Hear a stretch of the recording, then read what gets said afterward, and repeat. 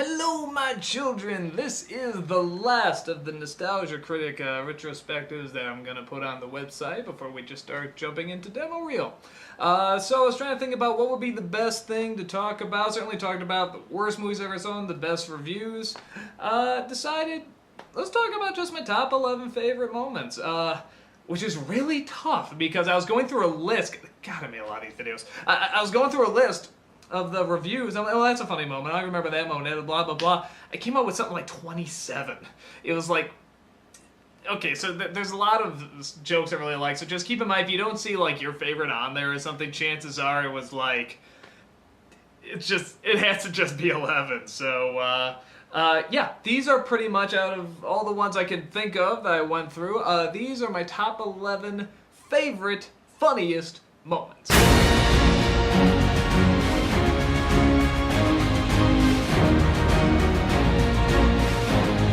Number 11. Bunny boobies. If you don't remember, this is the first time in the Space Jam review where I talk about the fact that they pretty much they sexualized a rabbit, you know, in a Looney Tunes cartoon. I mean, and it's not like just a foil for Bugs to go, woo, you know, or something like that. I mean, just a walk-off character or something. I mean, it was like one of the main characters.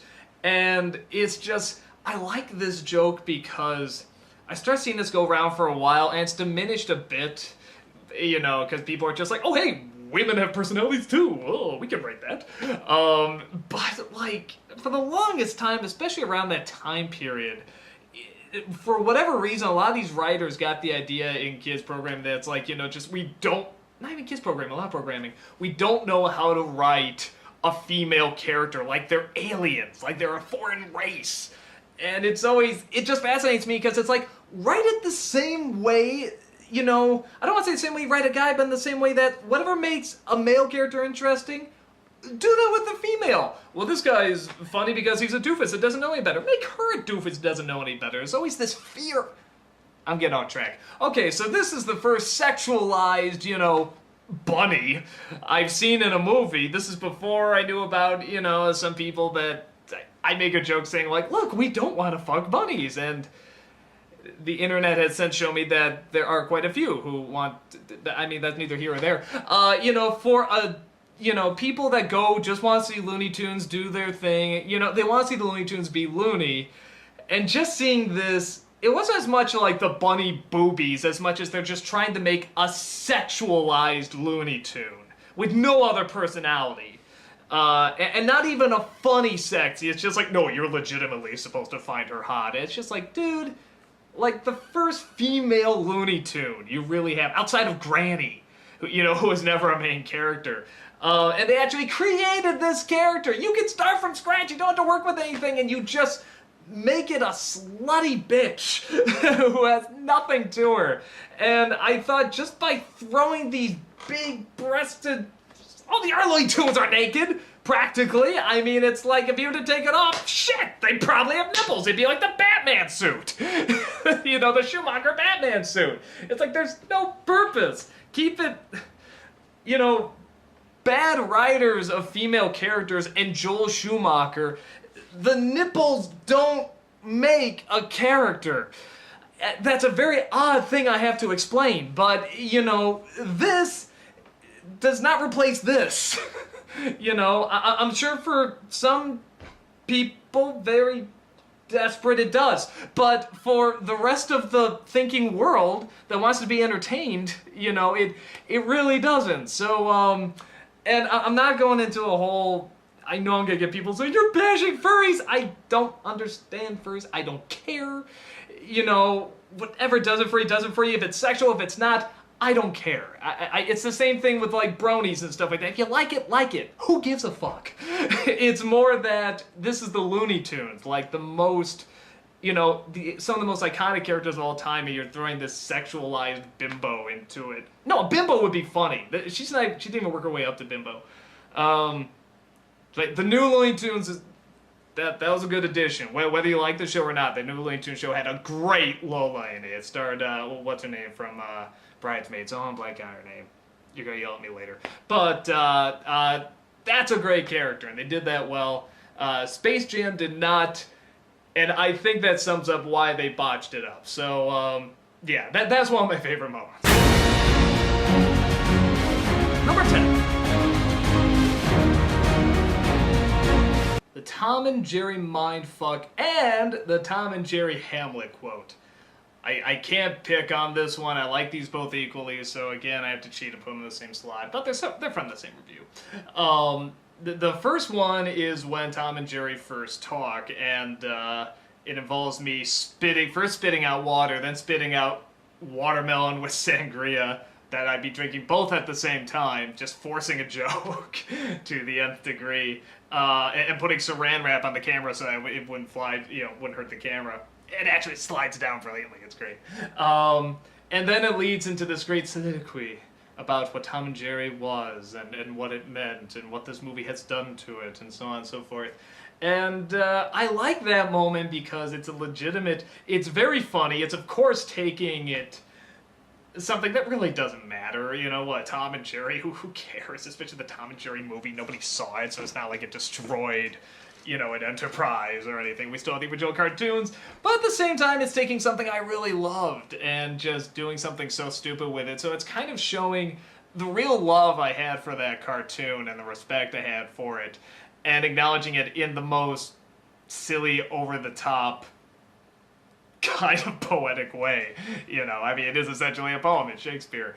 And manipulating the lines from Hamlet to represent that. And showing it's obviously referencing Hamlet. The one I'm specifically referencing is the Kenneth Branagh one, because that's my favorite film version. And it dissolves to, obviously it's him holding the skull of the jester. It dissolves to the jester and how they used to have fun and play along and stuff like that, and then back to the skull. And it's the same thing. It's showing images of Tom and Jerry and what it used to be and how grand it was and just what this piece of shit did to it. So that's great. I love that because it also shows the love I have for Tom and Jerry. The other one is when just this chase scene is going on in the last third of it, and it's so bad fucking shit crazy. You just can't believe what you're watching. And it's going so fast and it's so crazy. I know they're trying to make it look like, oh, isn't this wacky? How did it get to this silly turn of events? But you're just like, no, how did this occur? This is pure insanity. And I have concerns for the person who came up with it. And pretty much what we did is that's the first time I used the term mindfuck, which I'm sure that term existed before me, but it was the first time I used it in a video. And we were playing the I'm Not Sick But I'm Not Well song just to the images of the chase and me like I lost my mind.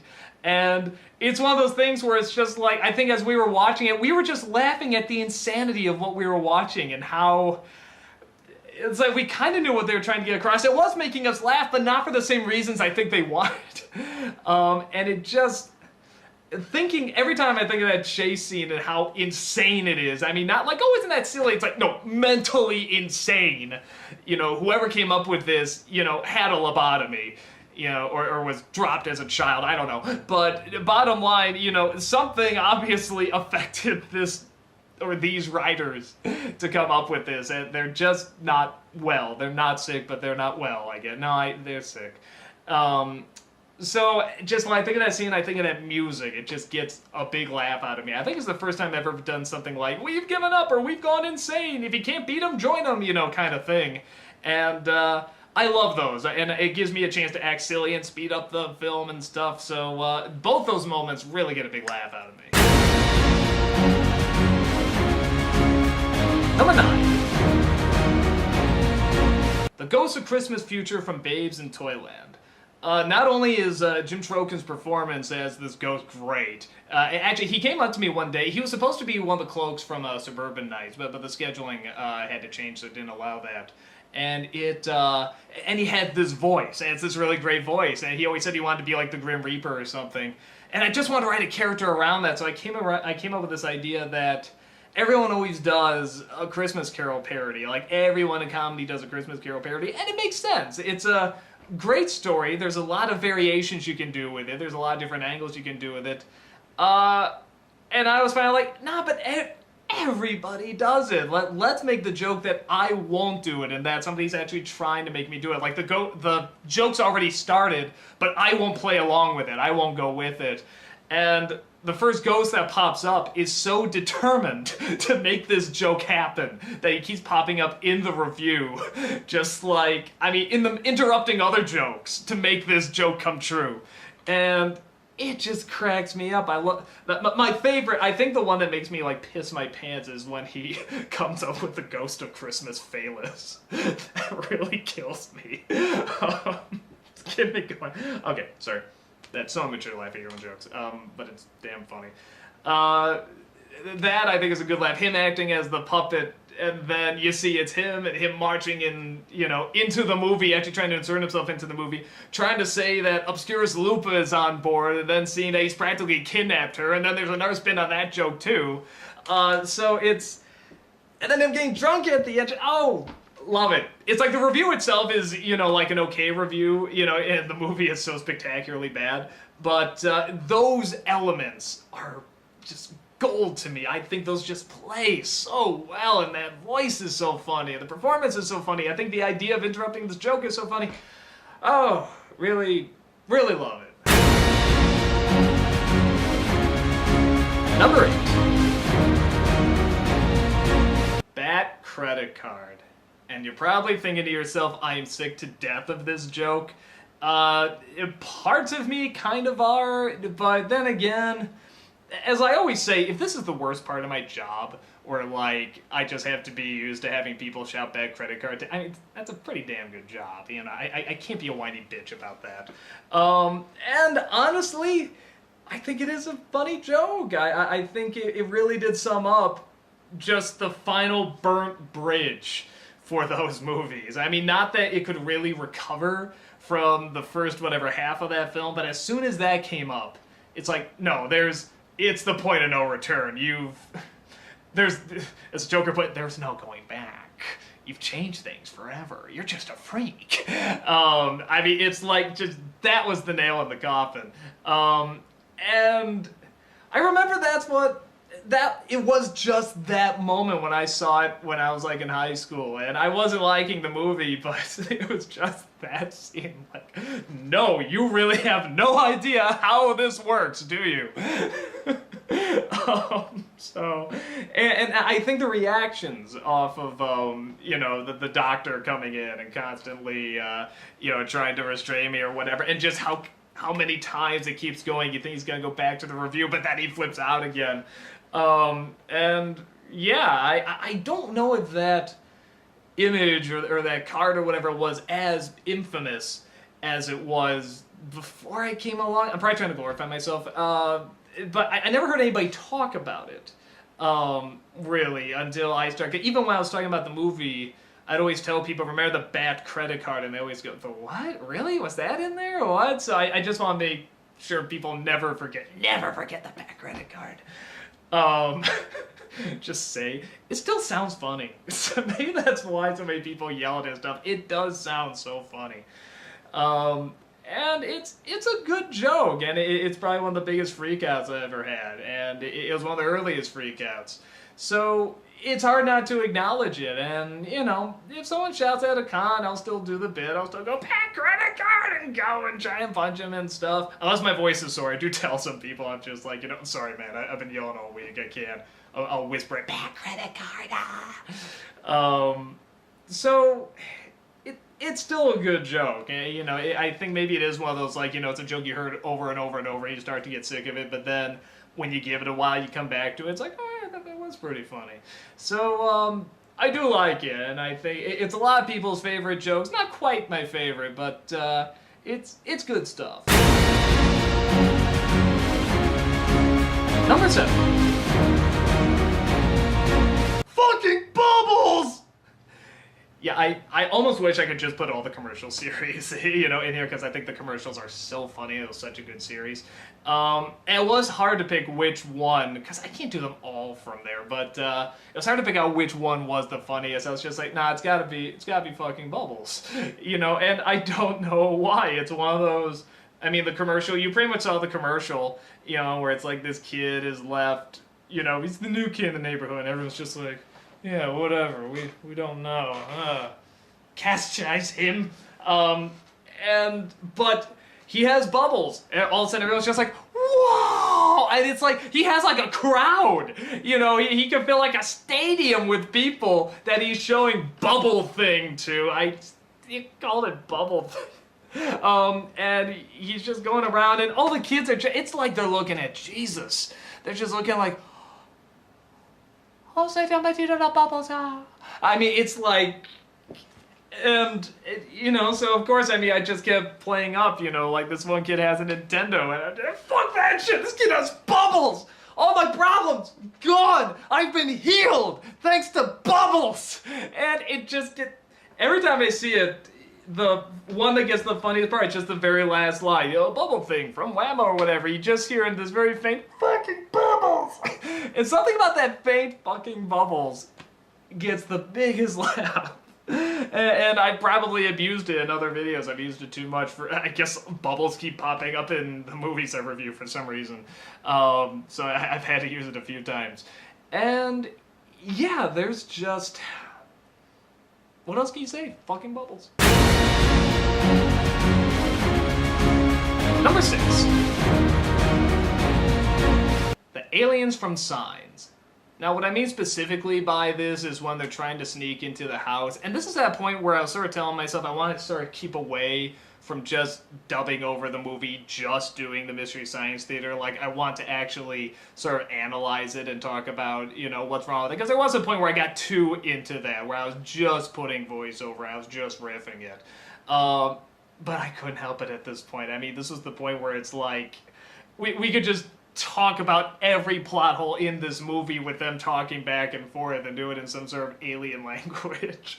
And it still makes no sense. I mean, nothing about those aliens makes any sense. Nothing about that movie makes any sense. Stupid movie. But I digress. It's them trying to break into the house, and they boarded up the, you know, windows with wood. And of course, whenever they come across it, they go wood, or in the alien language, "Dukal!" And they're just terrified. They just, wood! Wood! Our advanced alien ships that could come down and terrify an entire wood! Ah! Thank God they don't have any water in this planet. It's fucking stupid. Okay. People liked that movie when it came out. Oh, I'm being a dick. All right.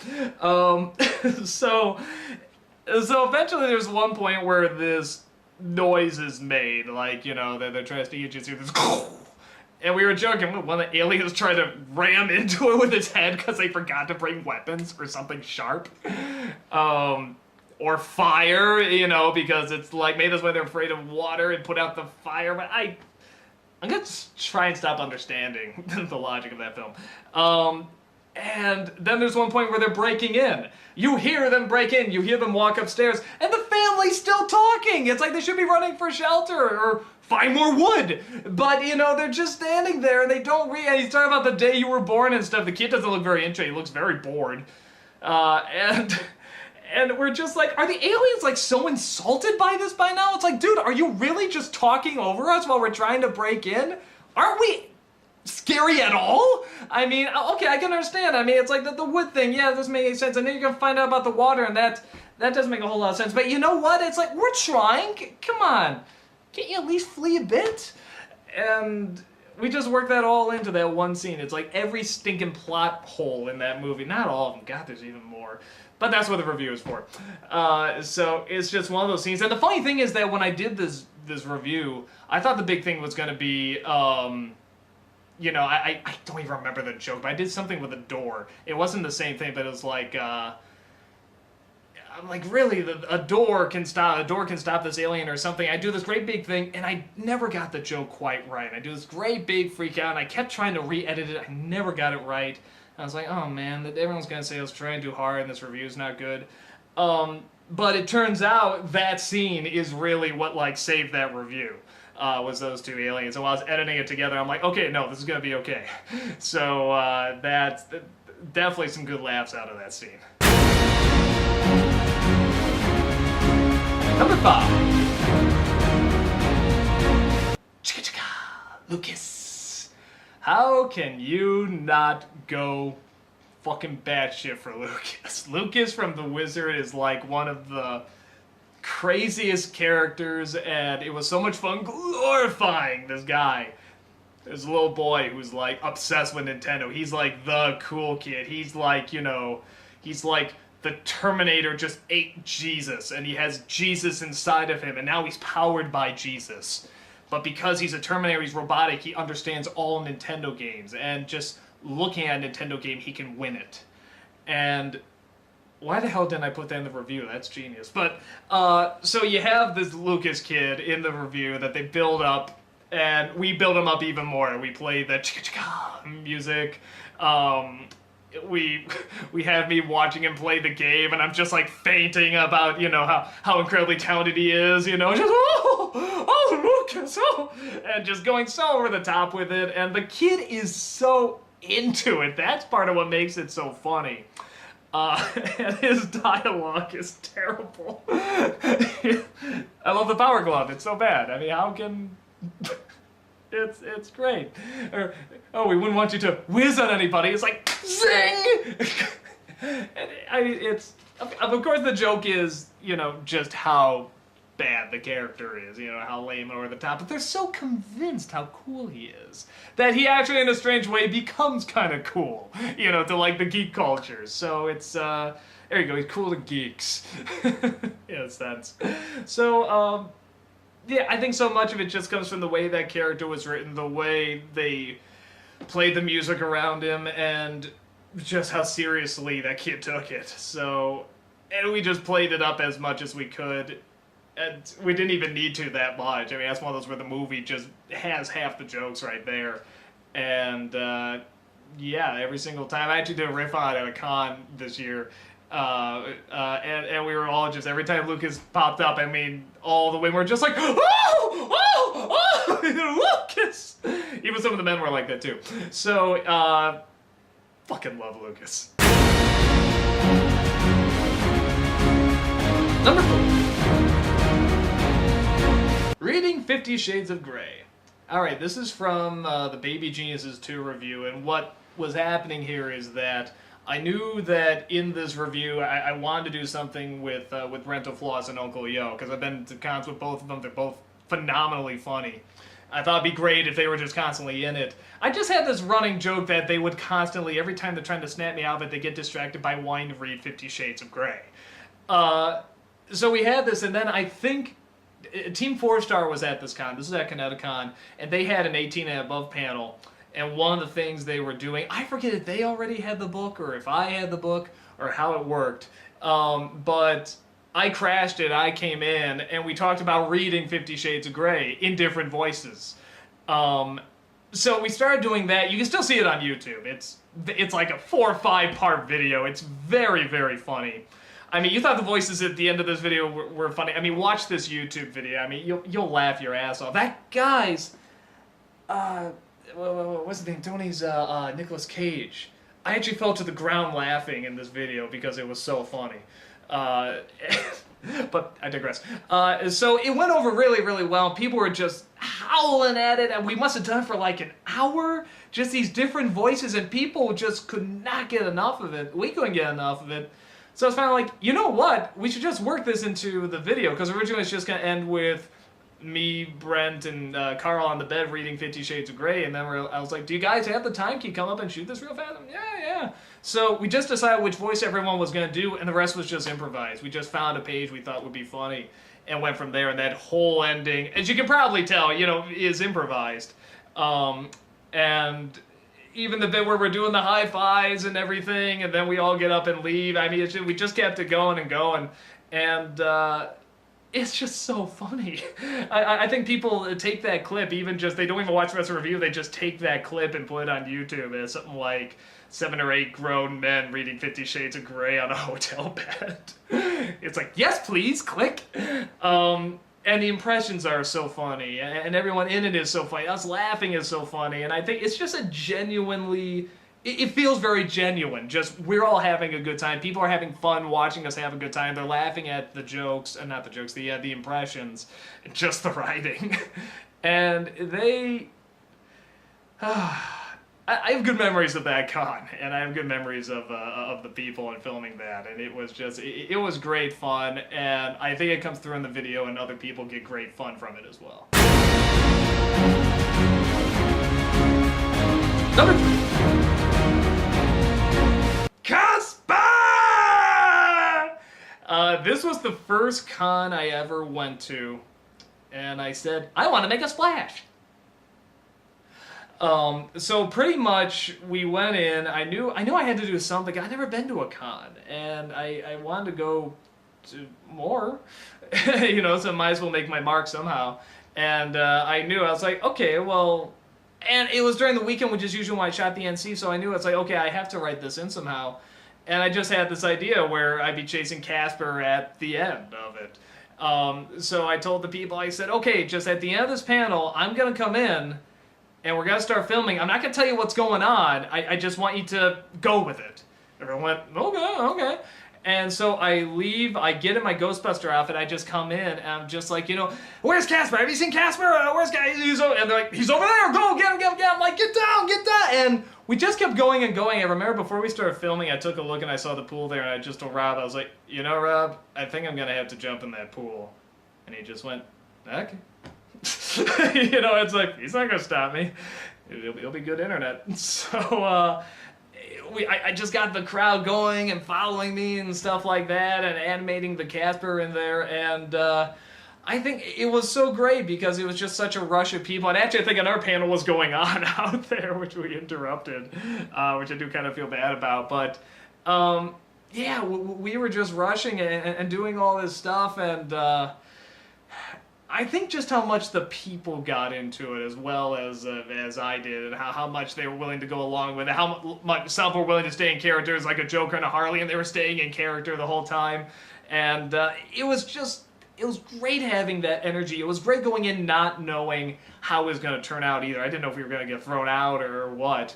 And just knowing, and the way it was shot, Rob, he's so good at, you know, sort of that live, you know, capturing the video and stuff, because he always knows where to point the camera and who to have it on and at what point, and he gets this stuff just in time and just at the right angles, and it's tough to do because you got a crowd of people and everyone's shouting something, and you're not, was that funny to go over here? Is this person, you know, and even watching me, because I'll just go for whatever somebody's saying and suddenly switch focus and stuff. He's so good at capturing that, and it really comes through in that video.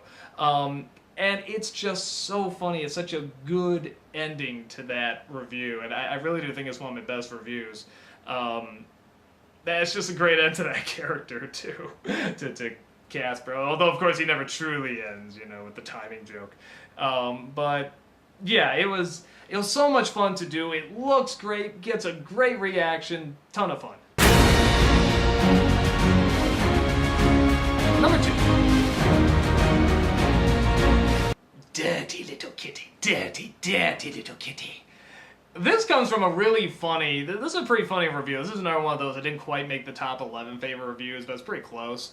And I think this was like my favorite joke for the longest time because I love the lead-in. I love, it's watching these two women fight each other in mud, and they get dirtier and dirtier, and it's just, and their clothes are getting ripped, and they're getting tighter, and it's like, obviously it's fan service. I mean, it's like, you know, there's no doubt about it. The character that she's fighting in, like, I don't even know if she comes back or what she was or anything. And it just starts with me, you know, talking about how stupid it is and starting to get, you know, turned on by it and getting into it. And then Bargo comes in, and I push him out of the way. You know, all right, so that's one thing. And then he comes in again, and then another friend comes in, and then my brother comes in. We're all watching it, just getting more and more into it. And we just start screaming and yelling and getting into it. Just everyone shouting something different. And if you go back and watch the video, what everyone is saying is funny. You know, and it's pretty funny, you know. Oh, we should do this every week. I think at one point Rob just goes, wowzers!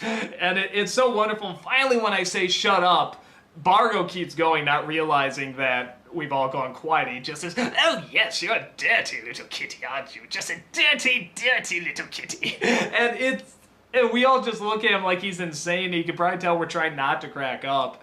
And it's just a great moment of just somebody, because, you know, like I said, everybody shouts something different during one of those scenes, and just to hear what one person is saying throughout that whole thing, especially knowing that everyone else has gone quiet and they can hear him, it's just hilarious. It's just so funny, and he is so into it. I mean, you just see him, he's just talking through his teeth. Oh, yes, you are, dirty little kitty.